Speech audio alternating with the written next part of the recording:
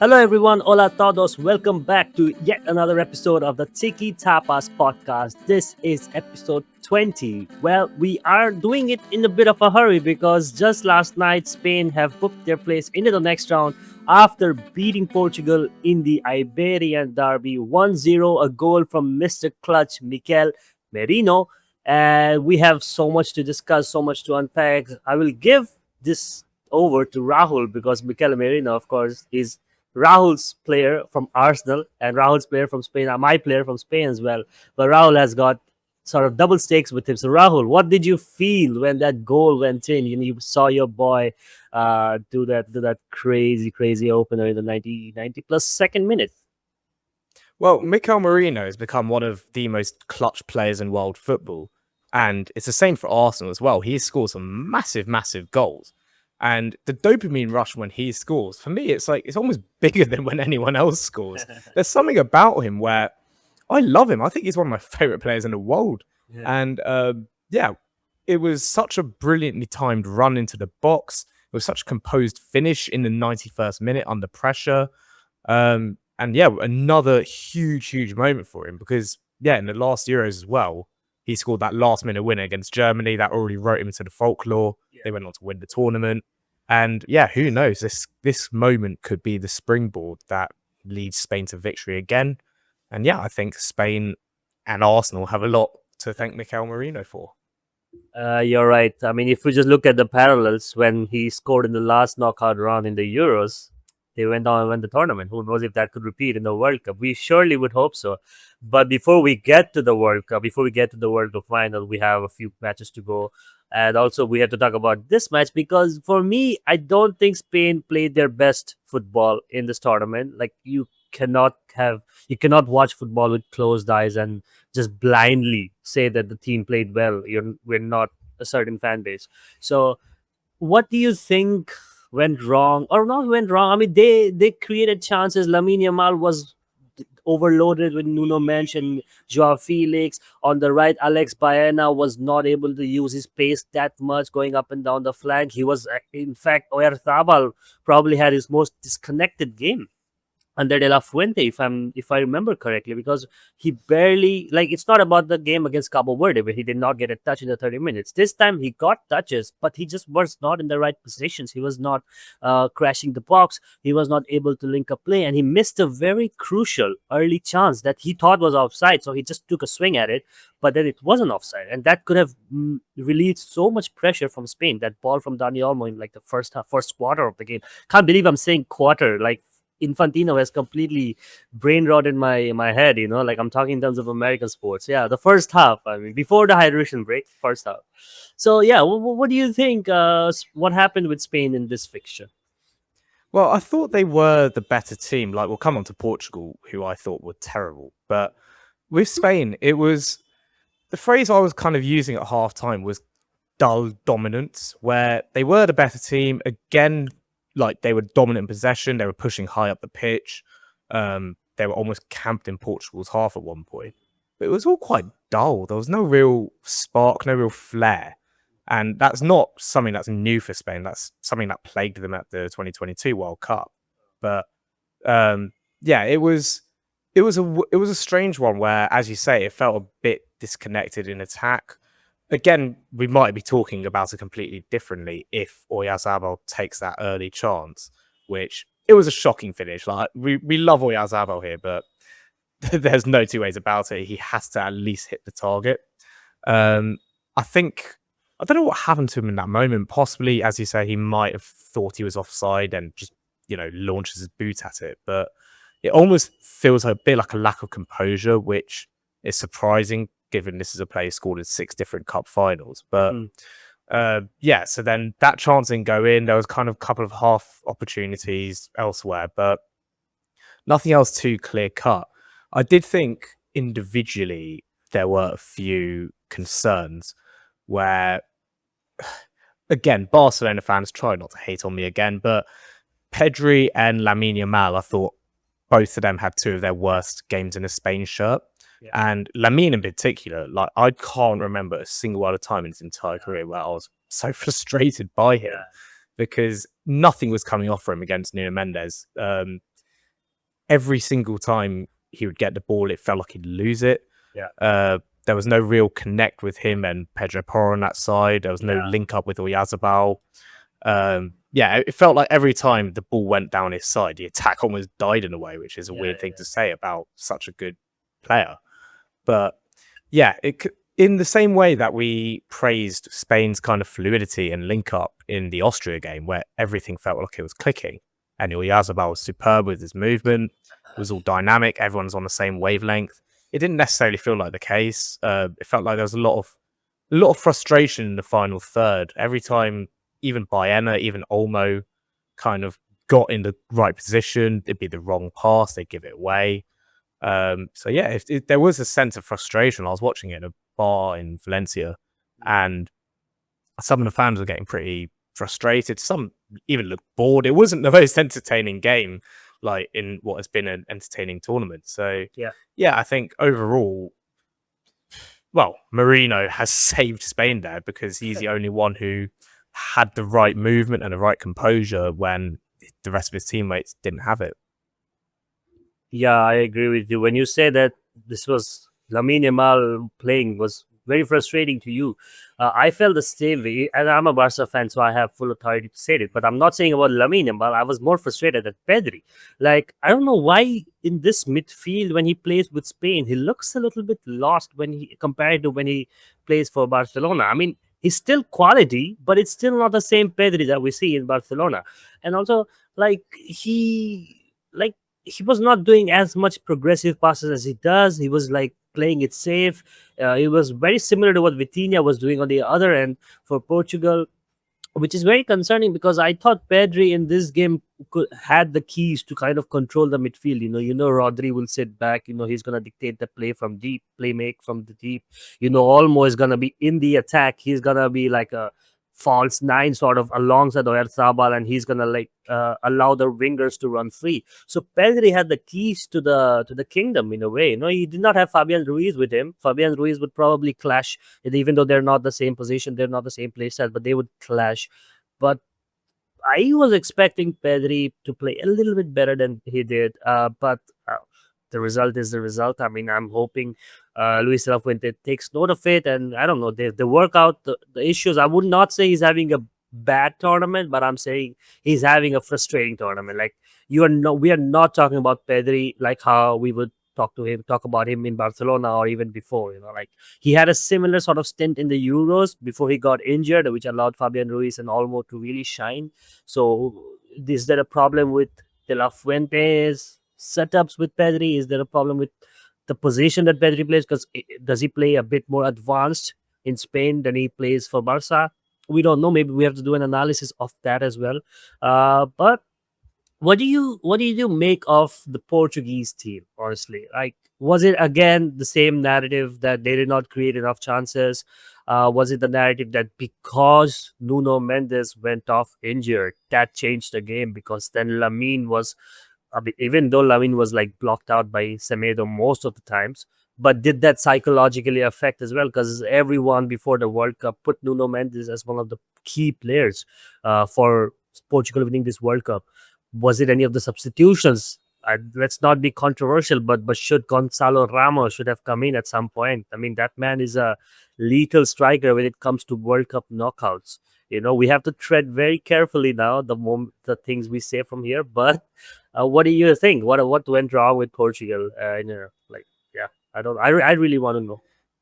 Well, everything I kind of said to myself and put a little bit on Twitter at half time, none of it came true because I said Spain need to win this game before Portugal use their bench because Uh-huh. Portugal have a deeper bench than what Yeah, Spain currently have on offer. And if it kind of reaches the late stages and Spain run out of legs, they haven't really got a game breaker to bring on. yeah. I was looking at the Portugal bench, looking at Rafa Leao and Mm. Gonzalo Ramos, Mhm. thinking if these two come on, then that's where they will just, get their one break and score. Yeah. Because Portugal did honestly absolutely nothing going forward. Spain constantly won the ball back high up the pitch. And this was a Spain who they weren't really connected with each other. It wasn't a good Spain performance. But because Portugal just had no rhythm, Spain were able to still dominate the ball. And there was never a point, apart from maybe Bernardo Silva's 95th minute header, where I thought Spain were in any danger of conceding. There was maybe one or two half chances. There was that Ronaldo flick where Yeah. Simon pulled off the Hollywood dive, but Yeah, yeah. um, but yeah, I thought Portugal win it from the bench, and I was baffled that Gonzalo Ramos played a grand total of 0 minutes after scoring the win in the last game. And I thought Leao would start, but also Leao is a player who is very useful off the bench for that reason. He's a game breaker. He's someone who would speed up the attack as soon as he comes on. I've never seen João Felix track back so much in my life. He never did that under Diego Simeone, so Yeah. he'll be fuming. And yeah, I think it's a weird one because on paper, you look at that Portugal midfield and you look at the Spain midfield, and it's arguably the two best midfields in the whole tournament. Yeah. But they both came up against each other, and I thought Rodri had his best game of the tournament. But beyond that, I thought Pedri, again, below his usual level. I didn't think any of the Portuguese trio did what they have done at club level this season. Yeah. João Neves in particular is one of my favourite players in football, but he did very little to assert his dominance on the game. And yeah, I think it's easy to pin it all on Ronaldo, Yeah. but they had such little presence up front. Not just him, like in the entire attack, Pedro Neto, again, very underwhelming. That, yeah, I'm amazed that only Leao came on rather than Ramos as well. And I think it cost them. I think the lack of winningness from Roberto Martinez to kind of change it up when it wasn't working. Yeah, I think that's what ultimately stopped them getting into the game a bit more. It stopped them having any sort of momentum after the goal to try and get back into it. Yeah. And again, like in the game of fine margins, if Bernardo Silva scores that header and takes extra time, who knows what the whole narrative shifts, doesn't it? But yeah, beyond that, this is a side that going into the tournament, you expect to create a lot of chances and play on the front foot and dominate the ball and, play with a bit of zip, have a lot of individual flair. And they did, well, very, very little. Yeah, honestly. And especially after last match where Roberto Martinez was praised for his bold and brave precision. Maybe it was psychologically playing on him that if he subs off Ronaldo and Portugal lose, then Ronaldo's last appearance would be just walking down the pitch and to the tunnel. I mean, there was a lot, like Martinez was also under a lot of pressure. Like he pulled out his guns in the previous match, and I think if he did it, we don't know. Maybe Ramos could have had a stinker. Maybe he could have missed a 1-on-1. Maybe we could have scored 2 in the 8 minutes.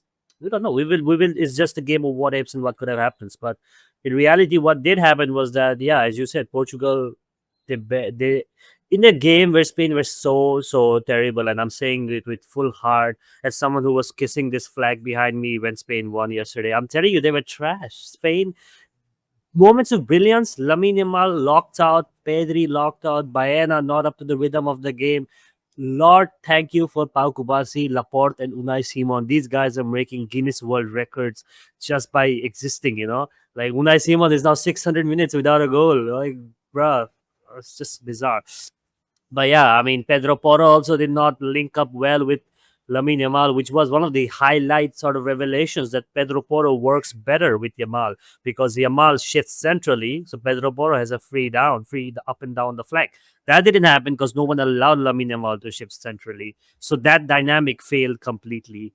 On the left, I would give my biggest praise to Cucurella because that guy has showed up. I can see why Real Madrid signed him now out of like nowhere. Like not a single foot put wrong. And I would not have said this, I don't know, when he was at La Masia, when I was watching him with Barcelona, when he was going off to loans at Getafe and all that stuff. I would not have said that this man would be the left back for Spain at the World Cup, but he is doing his job, he's pulling his strings, and honestly, I think he was very instrumental in a lot of crosses, even if he did not stop it directly. But the fact that his presence allowed Spain to kind of block out those avenues, made Portugal think in a different way.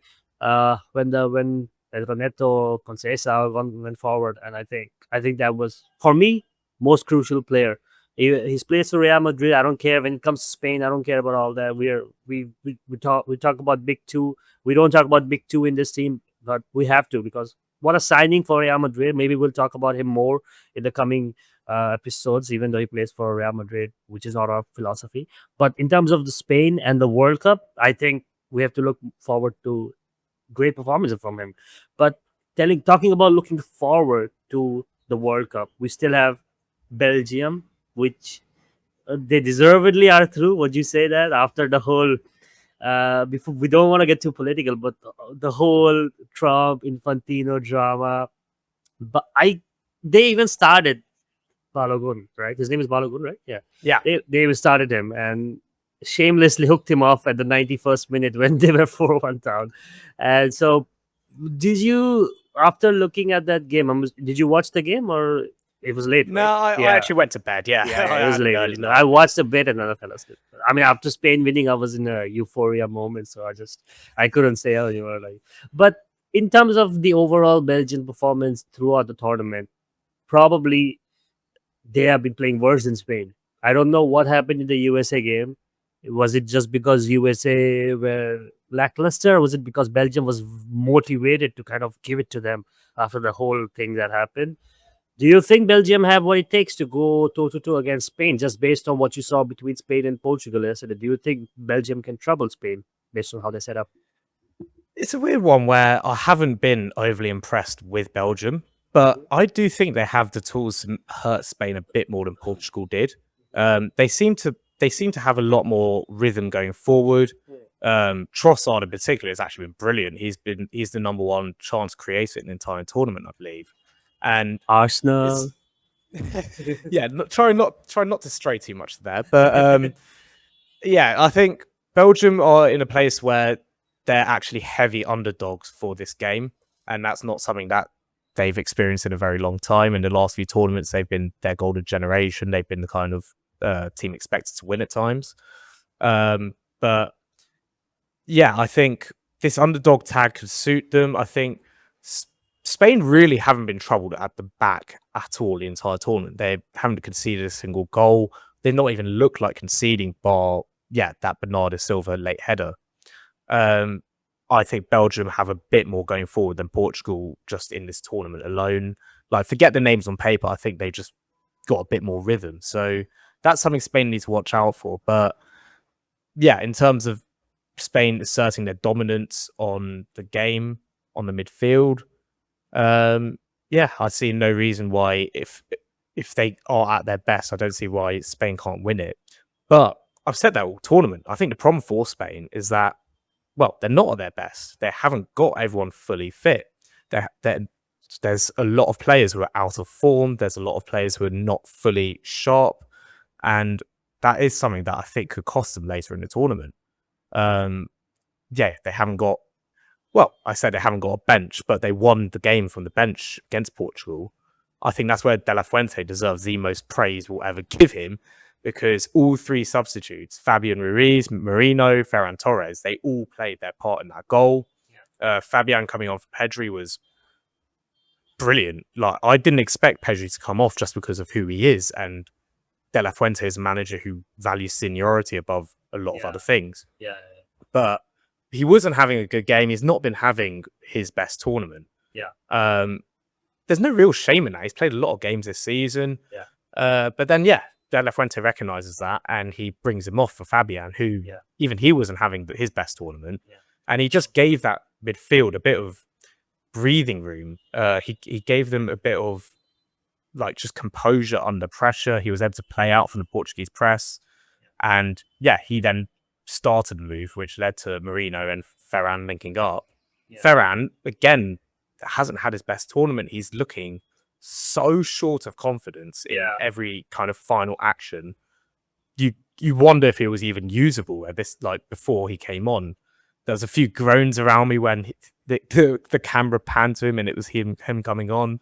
But then the assist was brilliant. It was a perfectly weighted pass in a big moment, in the kind of moment where Ferran normally, well, often screws it up.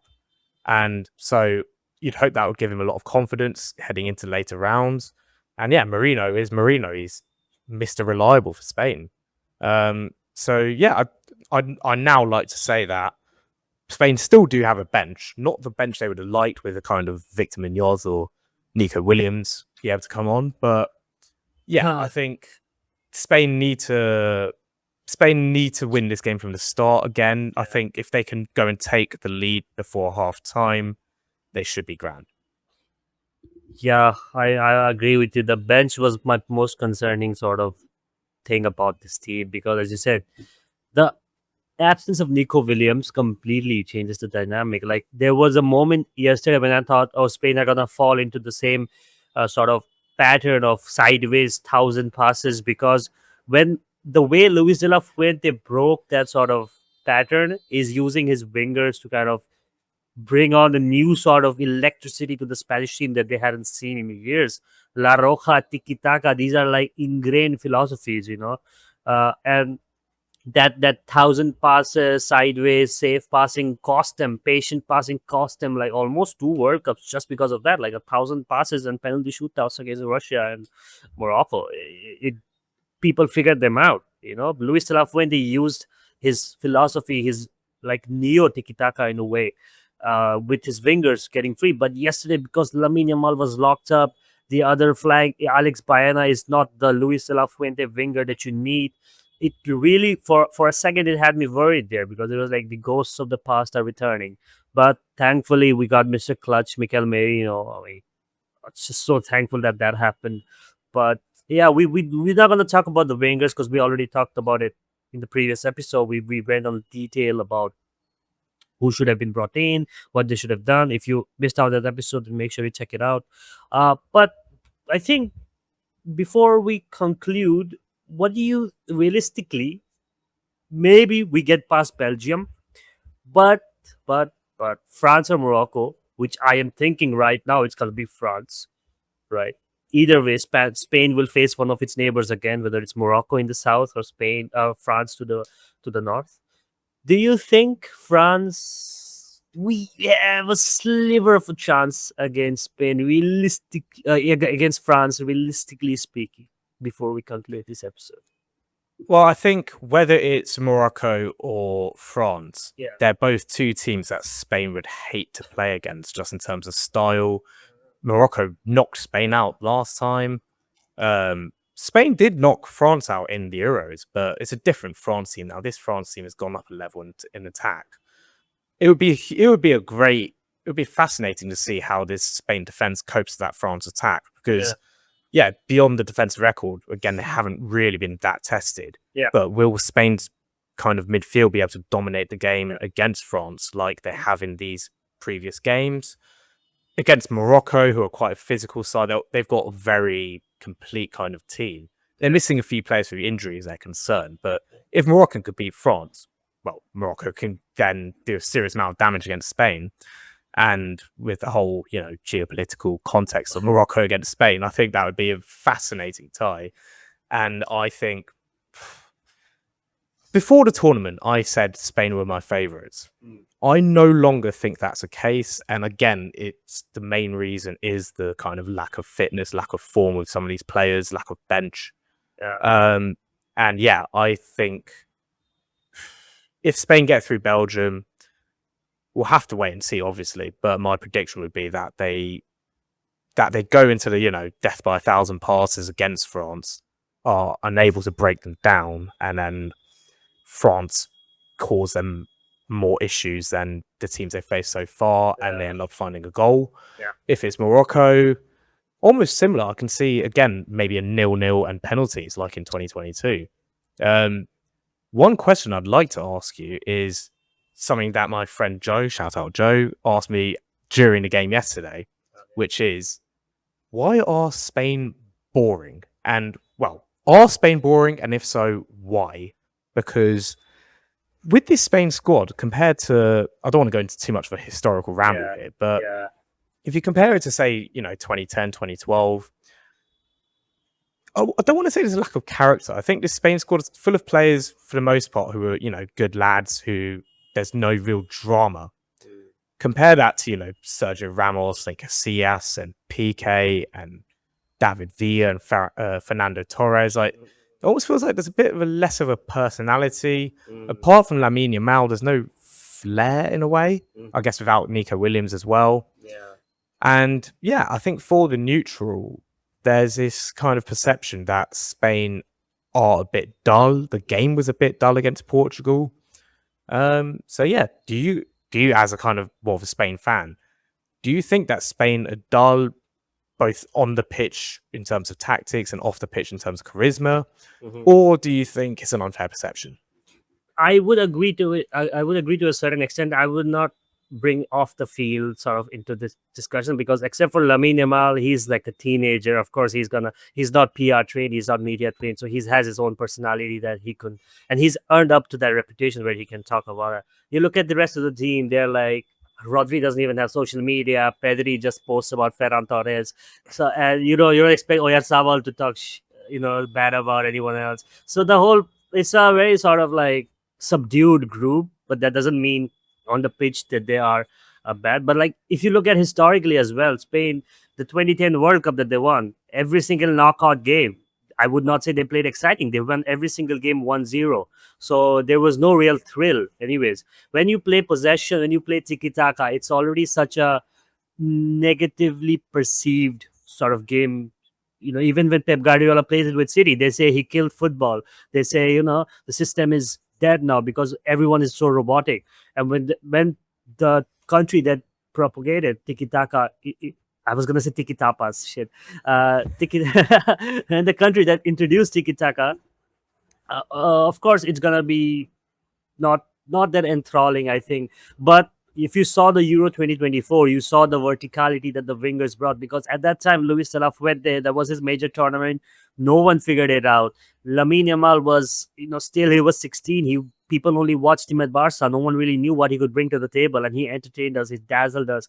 Nico Williams on the other flank was the same. I would say Spain don't have a traditional sort of flashy sort of striker. They have Oyarzabal who does the job, but he's not someone that you will expect a lot of flashiness and flair. So that kind of also now that Nico Williams is not there in the team, the whole dynamic also becomes a bit boring. In the midfield, these are all traditional midfielders. And when Mikel Merino or someone comes on, you see them, you see the whole dynamic of the game change. But Pedri, he doesn't have anything going on in his head except for how to move the ball. He doesn't think about anything else. Rodri, he's just the deep lying playmaker. He doesn't have to care about. He doesn't, as I said, he doesn't have social media. He doesn't care about the press. He doesn't do anything. All he thinks about is football all the time. In terms of personality, I think Marcos Llorente is quite charming, but he has not been playing, so we haven't been seeing that. We've been seeing Pedro Porro on the in the field, and if you need personality, you also have David Raya, but he's also not playing. So that's the thing. Like Spain are going with their preferred 11 in terms of sporting. Sort of, they know that these teams will get the result. But yeah, and since this has been a quiet tournament for Lamine, that we haven't seen that sort of bedazzlement that he brings that we saw in the Euros. I mean, he's been figured out by most teams by now, so he's being locked down. We're not seeing the sort of free flowing Yamal that we saw in the Euros, and not every team has 11 sort of charismatic players. You have 2, 3 in every team, and they carry the team. For Spain, it's Lamine Yamal. He's the one that if he starts dancing, Nico Williams will follow from the bench, but he hasn't been able to dance because he has not been able to get chances to score. So I agree with who was it, Josh? You said, Joe, yeah. yeah, Joe. So great question. Spain, they do play boring. I would say that as a Spain fan, but just because it's my team, I'm saying the results matter. If it was any other team and they were boring me to death, I would say, "Oh, come on, play better football. It's all about the entertainment, not about the results." But because it's Spain and we're somehow sneaking through every match, going to the round of quarterfinals now. Well, I don't. Telling you now, don't expect Spain to open up against Belgium again. They will not take as many risks, especially with so many key players out. Uh, but yeah, man, I will agree 100% that they are not the most appealing team to watch when it comes to entertainment value. But yeah, man, that's a good question. Thanks for the question, too. Yeah. Well, it's something. Yeah, I agree to an extent with like it's as I say. It was dull dominance is what Yeah, I've called it. yeah, yeah. Where they are the better team. They're dominating the ball, but at times, kind of nothing happens in a way. Yeah. But as you say, compared to even the Euros, they were electric. Everyone loved watching Spain, and we've talked about wingers relentlessly, but it makes a difference when you've got a fully fit team and a lot of flair in that team. Yeah. And two exciting, fast, tricky wingers. I think if Lamine gets back to his best and pulls off a worldie against Belgium, suddenly the dull allegations are going to disappear very quickly. And on the character side, you mentioned Cucurella, who I think is Spain's player of the tournament so far. Yeah, he's a bit of a fiery character. He plays with a lot of passion. Yeah. If Marcos Llorente was on the pitch, he is a ridiculous character. He's a cartoon character in real With life. shades on and everything. I think, well, you even get Gavi on running around like a pit bull a bit, and suddenly it breaks the mold of otherwise this Spain team being very much an efficient passing machine. Where nothing really jumps out at you compared to, say, watching France and Michael Elise and Dembele and Mbappe. But efficiency can win you tournaments. And if Spain win the tournament, then not a single person in this entire country is going to be complaining about them being dull. I think that's a good way to end. I think it was a much needed episode compared to the first episode where we just completely lost our bearings, and then the last 2 episodes we did about Spain, including the one with Mayank, was a really great episodes now. And I'm not gonna talk about the Belgium game now because it's still quite a few days away. But we will be back after the game, hopefully with such smiles on our faces, similar smiles on our faces. We'll talk about, oh my God, Lamine Yamal with a hat trick! Wow, the greatest player of all. Who knows what we will talk about? Maybe we'll talk about, as you said, so many personalities are still on the bench. Llorente, Gavi, even Borja is a character. He's one of the fun, popular guys in the Spanish squad. Even the commentator was saying it yesterday. The English commentator is like, the popular striker is coming on now. Like, yeah, he is. He's so cool. Yeah, he's very popular. Yeah, yeah. He's like a very outspoken person as well in terms of everything that goes around. He's not someone that shuts up and lets things happen. So I really like his personality, don't you? Yeah, and it was actually quite telling for me where the bar I was watching it was mostly quiet, frustrated throughout the game. Yeah, went mental when the goal went in. Yeah, but one of the loudest parts of the night was when Borja Iglesias came on. Yeah, and everyone loves him. And it was really nice to see because throughout the game, I was saying, get the panda on. Yeah. And I would have liked to, and again, that's something we can maybe talk about depending on what happens in the Belgium game is I was really convinced that Borja would come on and score the winner. It was Merino, but it was the whole idea of, a bit more of a physical centre forward occupying those spaces. And I'd love to see more of Borja in this tournament. He's someone who, if he came in and scored a few goals and everyone who hasn't really seen him in La Liga get to see him on this stage, he's got a bit of a personality. So he's not a kind of, a completely harmless and peaceful Oyarzabal. So I think it'd be interesting to see where Spain go from here. But I wonder if we're talking about them very differently after the Belgium game. Yeah, well, and Borja, of course, shout out to Borja. He's the only Spanish player that watches my stories on Instagram. So shout out to you, Borja. If you're listening to this podcast, please reply to my DMs. I've sent you so many DMs. I've said so many I love yous to you in the DMs. Please reply to me, man. But with that being said, I think it's a great time to conclude this podcast. It was a great match, great episode, and we will be back after the Belgium game, hopefully with good news. Rahul, take it away, my friend. Oh, I'll just say, I don't know which day we're going to be recording, so I'll just say, hasta luego. Hasta luego. Ciao. Thank you, everyone, for joining me. Take care. Bye-bye. Bye.